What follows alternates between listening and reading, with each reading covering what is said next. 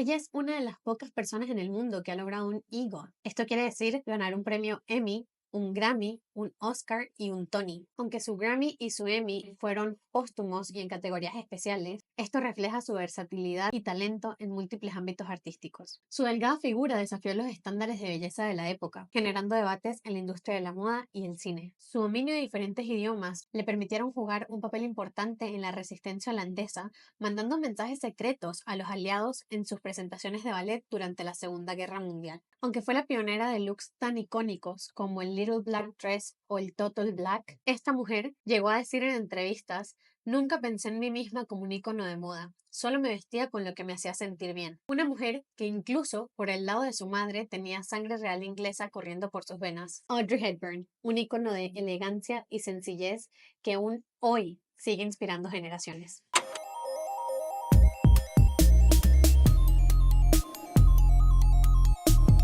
Hello, bienvenidos de nuevo a mi canal. Antes de empezar con la biografía de la mujer de la que vamos a hablar hoy, prendan las campanitas, las notificaciones, suscríbanse, todo lo que pida YouTube para enseñarles el video. Ahora sí, sin nada más que decir, pónganse cómodos, sus audífonos, tráiganse sus snacks, que vamos a empezar.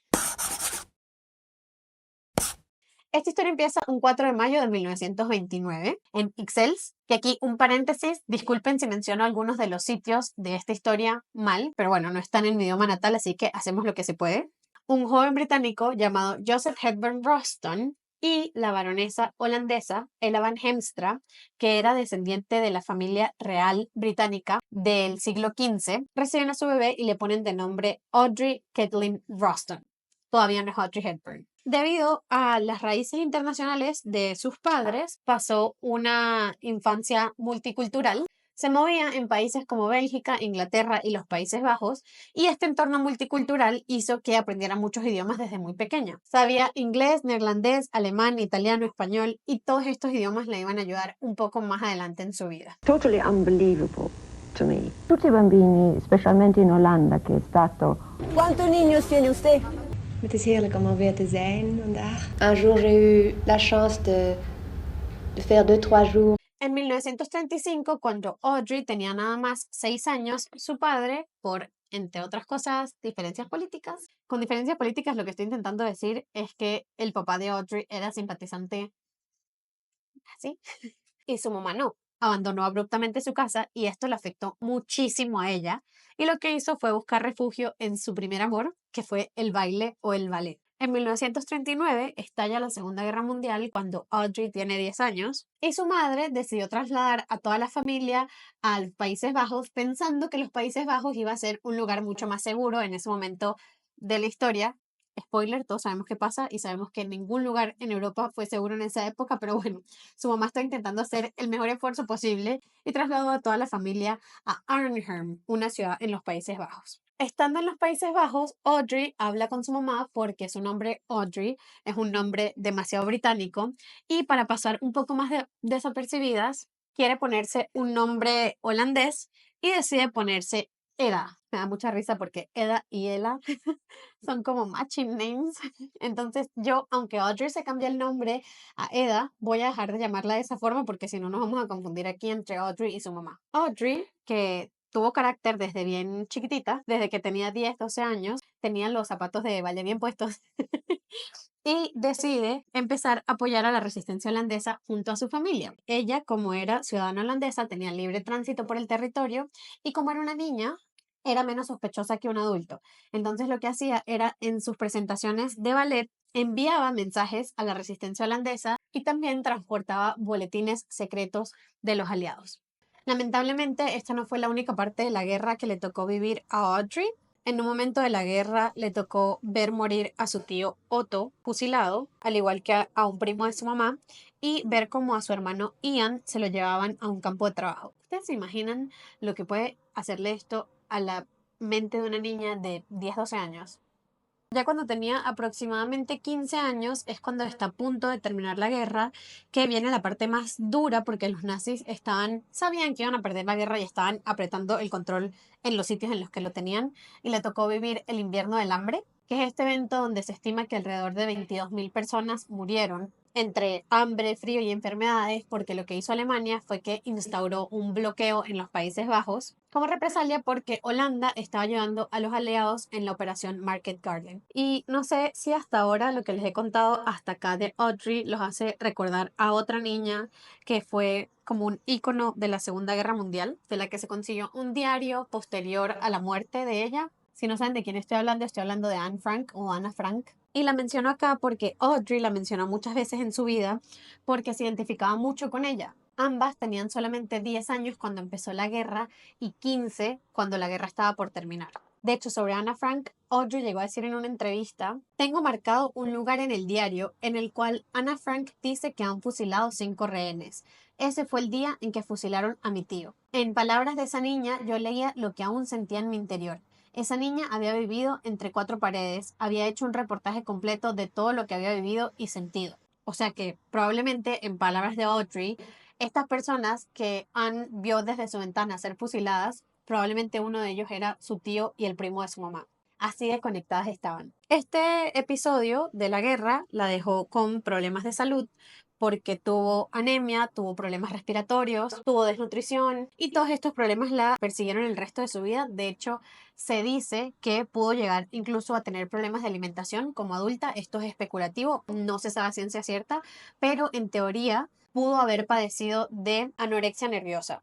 De hecho, aquí dándoles un poco mi opinión, la primera vez que yo vi Vacaciones en Roma, me impresionó demasiado el radio de la cinturita de Audrey Hepburn, porque era una mini cintura enanita así. Pero bueno, volviendo a nuestra línea de tiempo, volviendo a la historia, a los 16 años, cuando acaba de terminar la guerra, su familia decide volver a Ámsterdam, donde Audrey sigue formándose como bailarina, porque recordemos que su primera pasión fue el ballet, le fascinaba el ballet. Y viven acá en Ámsterdam unos años hasta que cuando Audrey cumple 19 se muda a Londres nuevamente.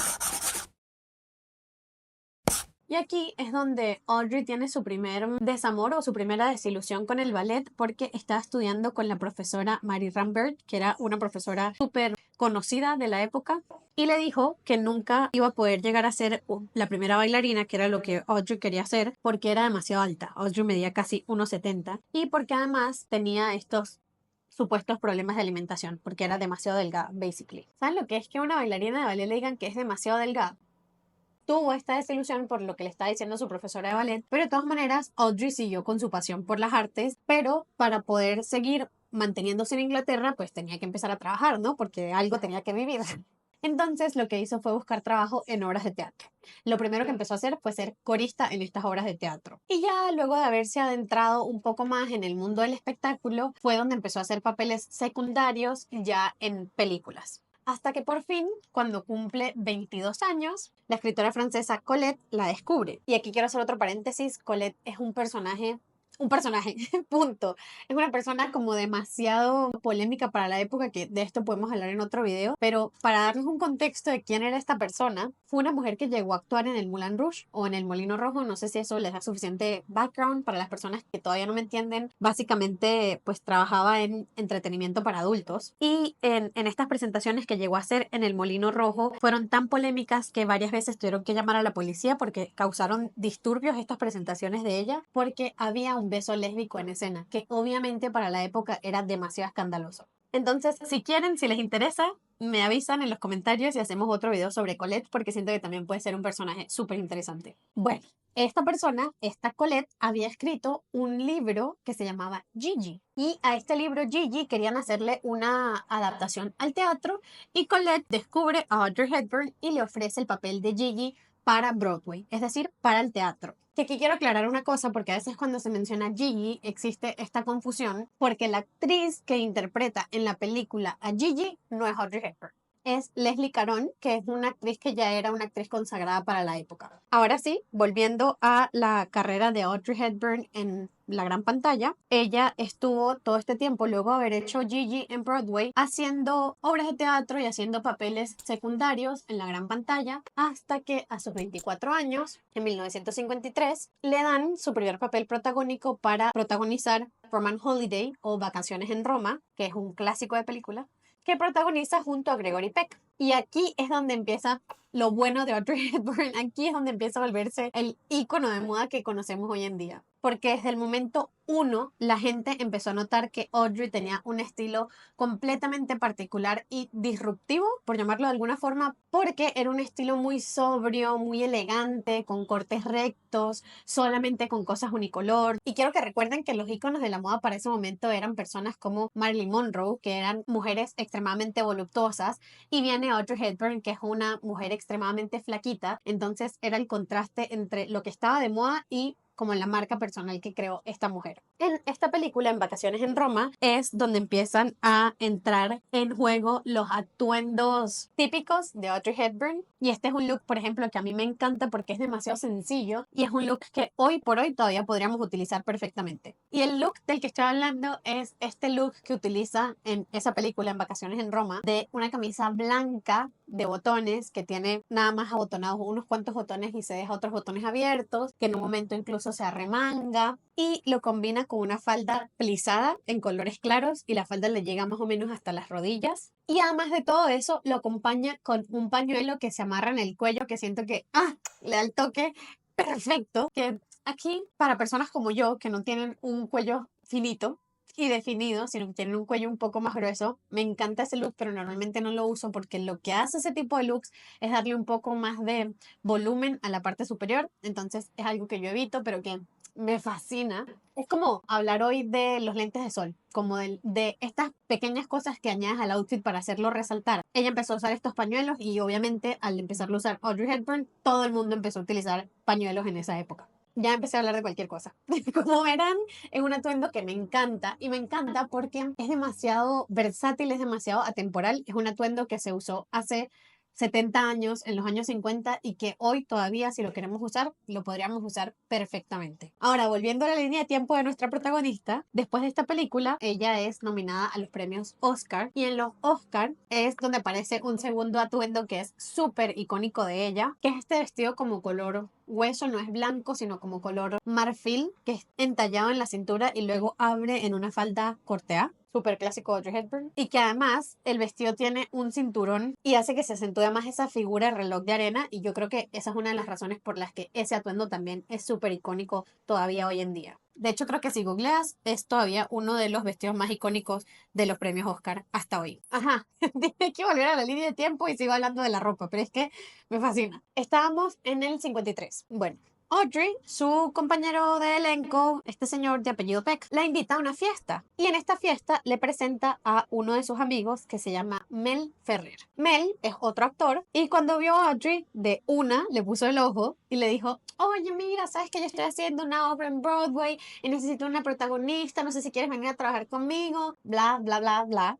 Audrey acepta hacer esta obra que se llama Undine y bueno, entre ensayo y ensayo, una cosa y otra, en menos de un año de haberse conocido, el 25 de septiembre del 54, Audrey y Mel Ferrer se casan. Este año, el 54, fue un año súper bueno para Audrey, no solamente en su parte amorosa, sino también en su parte profesional, porque gana el Globo de Oro como mejor actriz, el Oscar, como ya mencioné, por su papel en Vacaciones en Roma, y el Tony por su participación en esta obra Undine que había hecho con Mel. Y esto hace que se convierta en una de las únicas 3 actrices que han logrado esto de ganarse un Oscar, un Globo de Oro y un Tony el mismo año. Las otras 2 actrices que han logrado esto de ganarse estos premios en un mismo año son Shirley Booth y Ellen Bernstein. Y aquí tenemos que recordar que esta mujer había solamente hecho su primer papel protagónico, ¿ok?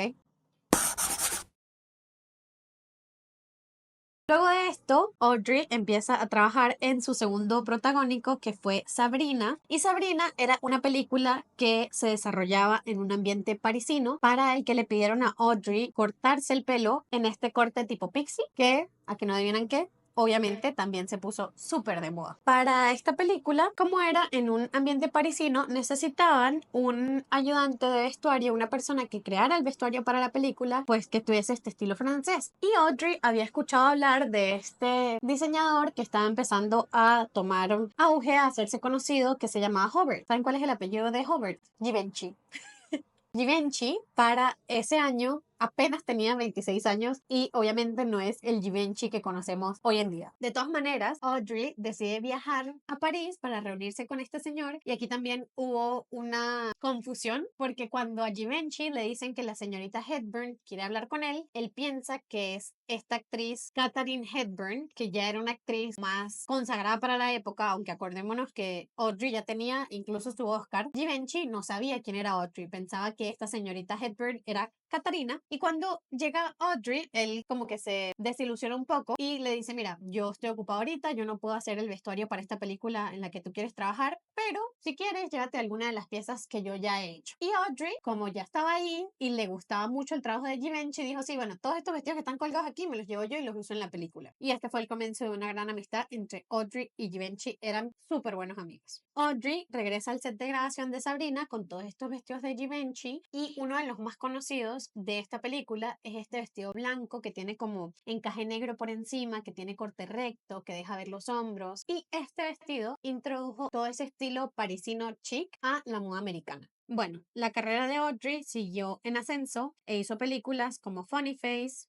como Historia de una monja, Guerra y Paz. Y hablando sobre esta película, sobre Funny Face, es una de las películas favoritas de Audrey, o sea, una de sus películas favoritas de grabar, porque le permitieron bailar ballet, que acuérdense que era en realidad su pasión. Y también de esta película, de Funny Face, es de donde sale el atuendo súper icónico de Audrey Hepburn, que es este cuello tortuga negro, con su pelito bien arregladito y maquillaje minimalista. En el año 1959, Otto Frank, que no sé si lo reconocen por el apellido, pero es el papá de Anna Frank, de hecho el único miembro de la familia Frank que sobrevivió a la guerra, le pide a Audrey si puede ser la protagonista de la película de Anna Frank, y Audrey declina esta oferta diciendo que es que tenía demasiado trabajo, pero en realidad después comentó que es que era una película como demasiado cercana a ella, demasiado emocionalmente, que estaba muy involucrada sentimentalmente ella con esta película y por eso no la podía hacer. Entonces pues nada, decidió declinar elegantemente el ofrecimiento que le hizo Otto Frank sobre trabajar en esta película y decide grabar Green Mansions. Green Mansions es una película que se desarrolla mucho en la naturaleza y con los animales y tal, y Audrey estaba feliz porque Audrey era demasiado amante de los animales, y en la grabación había un ciervito que tenía que tener escenas con ella, y en un principio el ciervo era súper asustadizo y no se podía grabar realmente porque las escenas eran como todas tensas. Entonces lo que hizo el director fue decirle a Audrey, mira, llévate este animalito para tu casa para que este animalito se acostumbre a tu presencia y que las escenas sean mucho mejor. Y Audrey se lo llevó para su casa y no lo devolvió.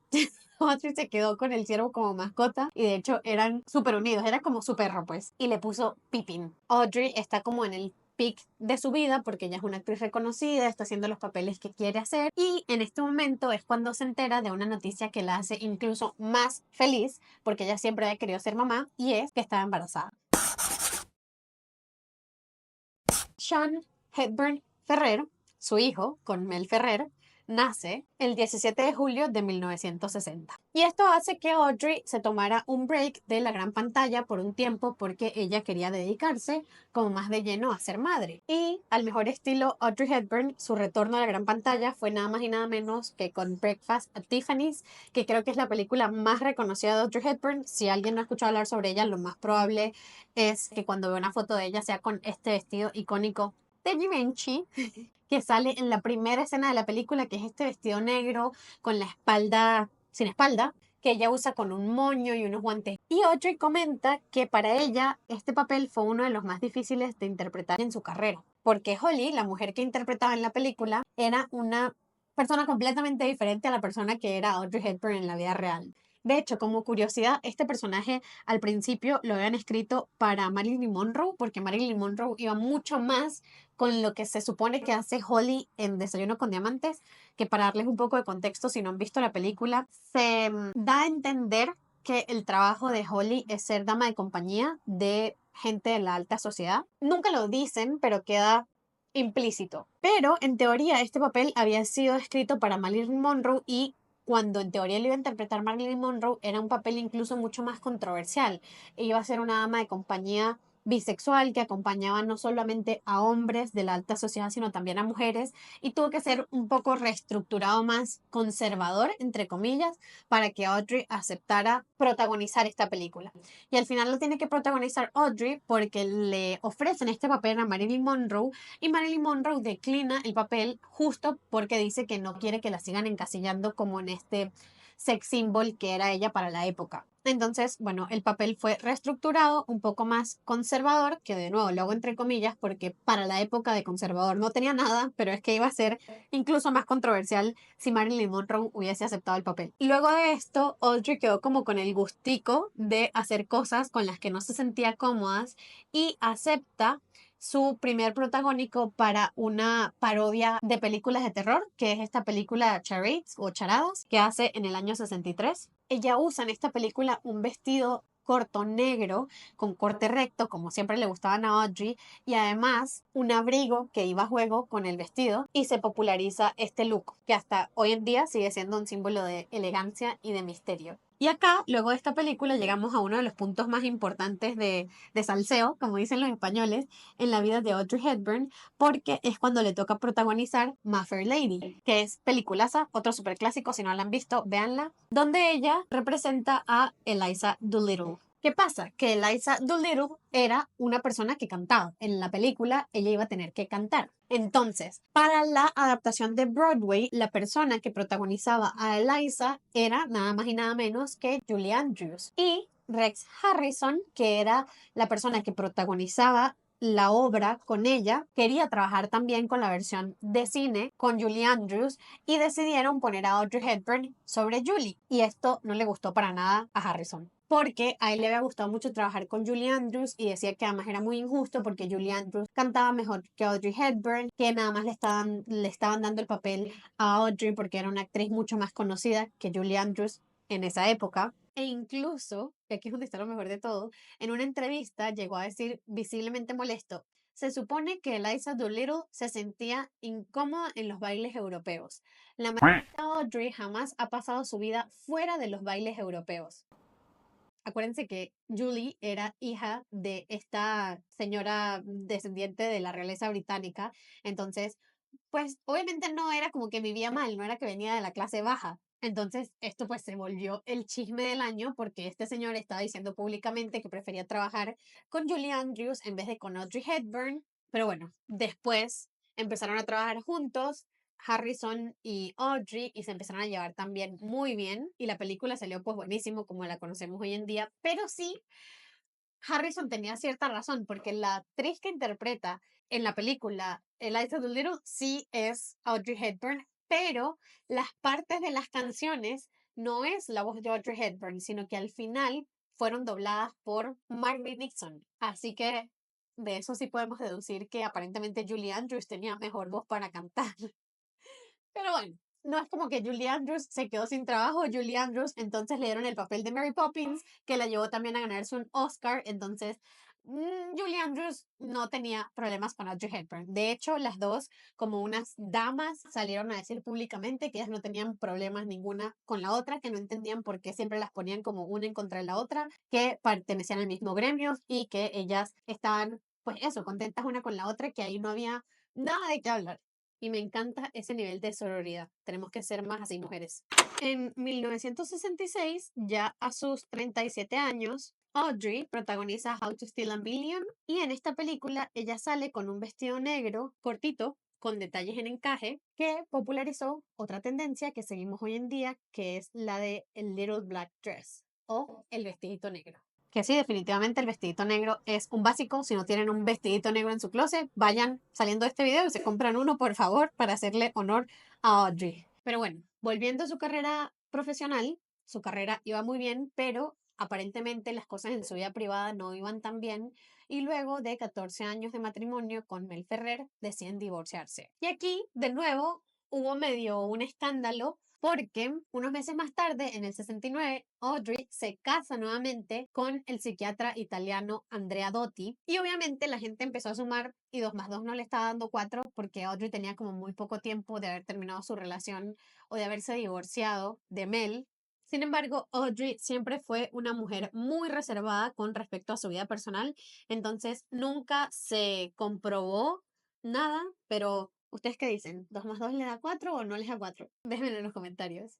Aquí Audrey y Andrea no perdieron el tiempo porque ella ya tenía 41 años y al año siguiente, es decir, en el año 70, tuvieron a Luca Dotti.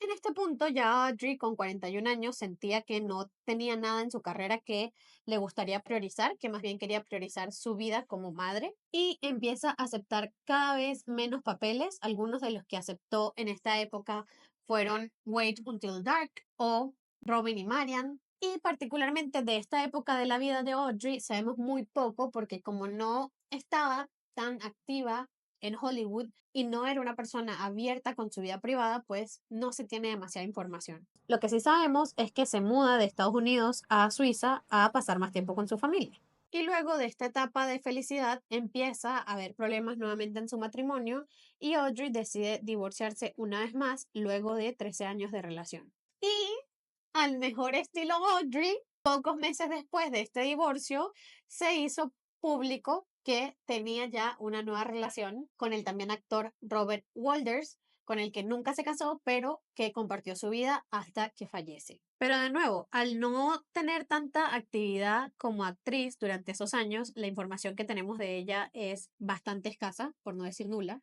Y a sus 59 años decide aceptar lo que sería su último papel en la película Always de Steven Spielberg. Luego de esto, Audrey se enfocó mucho más en trabajos benéficos y se vuelve embajadora de la UNICEF.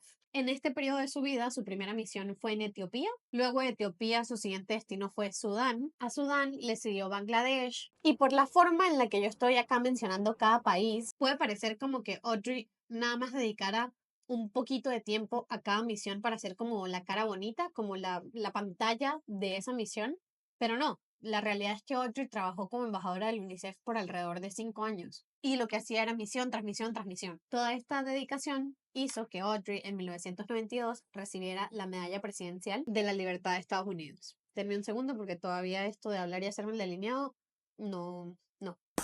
Estando en Somalia, en una de estas últimas misiones con la UNICEF, Audrey empieza a tener unos dolores abdominales súper fuertes y súper repentinos, que eran tan fuertes que a veces le costaba incluso pararse a hacer las misiones que tenía que hacer con la UNICEF. Y esto hizo que al terminar esta misión en Somalia tuviese que regresar a Suiza para revisar la causa de ese dolor. Pero luego de visitar varios médicos en Suiza y que ninguno tuviera una respuesta para ella de por qué tenía ese dolor abdominal tan fuerte, decide viajar a Estados Unidos nuevamente a Los Ángeles para buscar una segunda opinión. Ya estando en Los Ángeles, Audrey se hace varios exámenes y ningún examen viene con un resultado que explique el por qué está teniendo estos problemas abdominales y deciden hacerle una cirugía abdominal exploratoria. Y en esta cirugía abdominal se dan cuenta que Audrey tiene un adenocarcinoma apendicular avanzado, que en criollo es básicamente cáncer de apéndice, que además estaba en estado avanzado y había hecho metástasis en el perineo. Entonces, como entenderán, al ya haber hecho metástasis, un cáncer, las opciones de tratamiento eran mucho más limitadas y el pronóstico era bastante más desfavorable, pero aún así Audrey empieza a hacer su tratamiento de quimioterapia los últimos meses del año 92. Audrey está unos meses haciéndose estas sesiones, pero al ver que no había mejoría, ella decide suspender estas sesiones y volver a Tolochenaz, a su casa en Suiza, para pasar el tiempo pues que le quedaba con su familia en la tranquilidad de su hogar. Pero que no les conté esto, ya ella estaba en un estado como tan delicado de salud que para regresar a Suiza le pide a su amigo Givenchy que por favor le organice un vuelo privado para poder viajar porque ya estaba en mucho dolor. O sea, imagínense el nivel de relación que terminaron teniendo Givenchy y Audrey. Audrey logra pasar estas últimas navidades con sus hijos y el 20 de enero de 1993 Audrey fallece en Tolochenaz, Suiza. Posterior a su muerte, es liberada la última pieza de contenido en la que Audrey había trabajado que son los Audrey Hepburn's Enchanted Tales, que es básicamente como los cuentos infantiles de Audrey Hepburn, y es por este trabajo que, posterior a su muerte, ella gana un premio Grammy en 1994 en la categoría de Mejor Álbum Hablado para Niños. Además de esto, también posterior a su muerte, sus hijos Sean y Luca, que sabían que para ella el trabajo comunitario, sobre todo con niños de escasos recursos, era muy importante para ella, decidieron crear la fundación de Audrey Hepburn para los niños, o el Audrey Hepburn Children's Fund.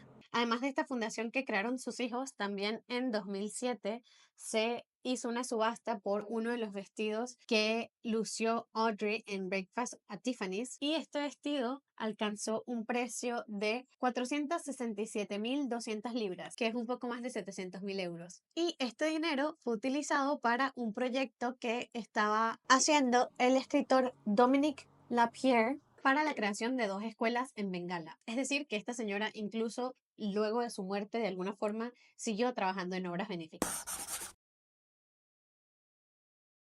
Audrey redefinió los estándares de belleza para su época. En un mundo dominado por curvas voluptuosas, ella impulsó una silueta más esbelta y de elegancia minimalista. Su estilo único le valió formar parte de la International Best Dress List Hall of Fame. Su legado en la moda perdura hasta el día de hoy. Diseñadores contemporáneos siguen inspirándose en su estética. Celebridades como Emma Watson o Meghan Markle han adoptado elementos del estilo de Audrey Hepburn, demostrando así que su influencia parece ser eterna. Audrey, más que un icono de la moda, es un símbolo de elegancia, es un símbolo de humanidad y de autenticidad. Su vida nos enseña que el estilo va mucho más allá de la ropa. Es una expresión de quiénes somos nosotros y cómo vemos el mundo. Espero que hayan disfrutado este recorrido por la vida y el estilo de Audrey Hepburn tanto como yo. Déjenme en los comentarios cuál es su look favorito de ella, si es alguno de los que mencioné en este video o si es algún otro, porque tiene demasiados looks icónicos. No olvides darle like a este video para que YouTube te lo siga mostrando. Y por acá les dejo otros videos que les podrían interesar. La biografía de Cleopatra, que otra diosa del estilo y la belleza femenina. Y si son unas reinas, pero unas reinas bajitas, chiquititas, como yo, todo este hilo de videos también les podría interesar. Yo les mando muchos besos y nos vemos en el próximo video. Bye.